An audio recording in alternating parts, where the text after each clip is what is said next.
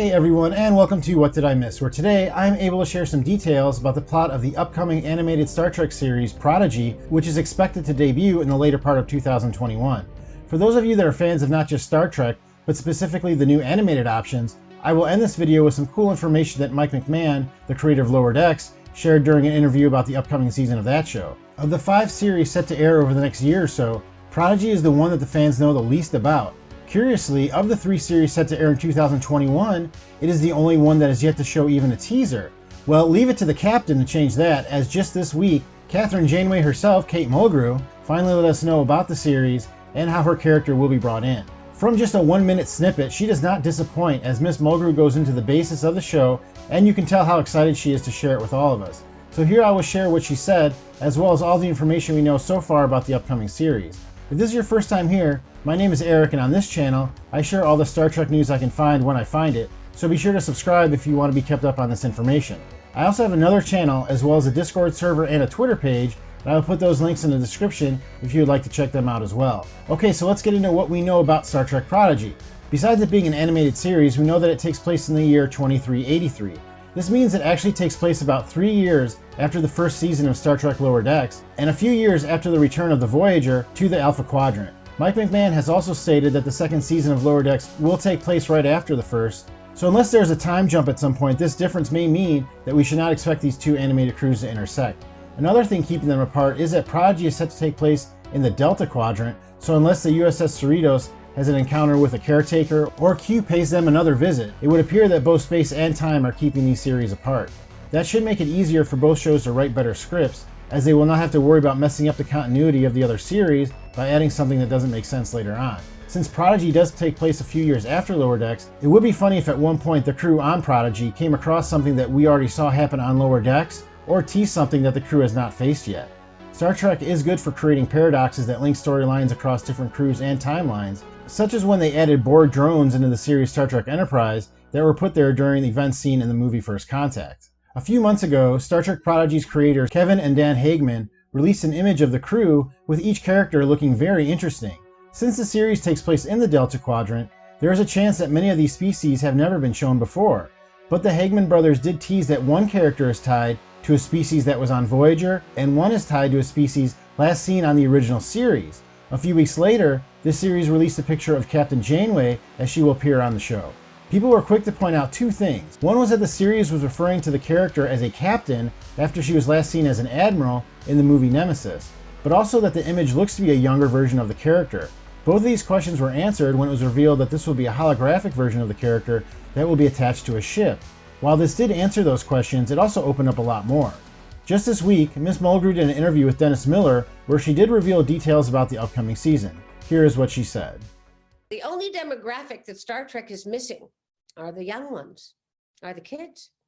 It really has appealed to the 20 to 35-year-old males. But in Prodigy, which is the name of this animated series, 5 kids are incarcerated on a planet, on an obscure planet in an uncharted part of the galaxy. They escape from their imprisonment and race across the planet to find a defunct starship buried in the sand of the planet's surface. And they go in, and of course the prison guards are coming after them, and they can't get it up, and the shields won't run, and the thing won't do. Suddenly somebody hits a button, and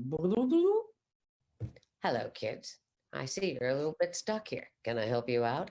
And it's Captain Janeway. Once again, this information answers some questions, but actually creates a lot more. First, it is interesting to learn that this will be a young crew that will find a derelict ship in the Delta Quadrant and try to get it to work. You have to wonder how a hologram of Janeway even exists, as we didn't really see one during the run on Voyager, as the main hologram on that show was of course the Doctor.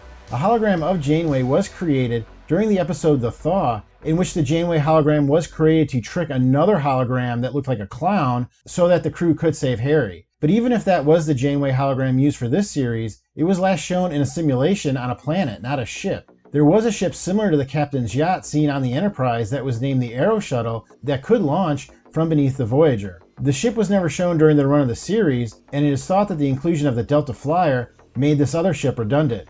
But this series could say that the Arrow Shuttle was lost on a mission that we did not see on the series, and that is what this crew has found. They will also have to work out how a hologram of Janeway ended up on the ship, but that could be explained away with technobabble. I really hope this means that we could see the holographic version of the Doctor too, as if this ship is from the Voyager, then it should have a version of him as well. But having characters, species, and places we love show up randomly on these series is one of the best things that we have to look forward to, and I'm very excited for it. The show has confirmed though that one character from The Next Generation will be appearing, and that will be Thadium Okona. Billy Campbell will once again be voicing the character after he first appeared on the second season Next Generation episode, The Outrageous Okona. This was confirmed, and it's possible that he will appear early on in the 10-episode first season. But let me know in the comments, who would you like to see show up randomly on Prodigy? It is also interesting that Miss Mulgrew shares that these children are incarcerated. This could mean that they are criminals, but the fact that they are being referred to as children may be a hint that they may be enslaved on the planet. It also sounds like a very exciting escape and a good setup for the series, which is said to be meant for a younger audience, but is one that the whole family can enjoy. The series was initially set to air on Nickelodeon, but this year Paramount changed its mind, and now it will air weekly on Paramount Plus, and then release in full on Nickelodeon once the season is complete. I think this was a smart move, because it would be harder to get a lot of older Star Trek fans like myself to watch a series on a network for kids like Nickelodeon. I also wouldn't be surprised if Miss Mulgrew actually recited her first line on the show during the interview, as she's obviously very excited for the series to be released. Now, I also promised you some news about Star Trek Lower Decks, and this comes from a recent interview done by TrekMovie.com. In it, the show's creator Mike McMahon discusses many things about the first season of the show, as the interview is meant to promote the release of the series on DVD. There's even a section of the DVD devoted to Easter eggs of the show. I've done many of my own videos about the Easter eggs in each episode, and we'll do them again this upcoming season, so if you like looking for those kinds of things, I have links to those videos in the description, and be sure to subscribe. Mr. McMahon also confirmed that the version of Riker that was shown on the series Lower Decks is in fact William T. Riker and not Thomas Riker, as some have speculated.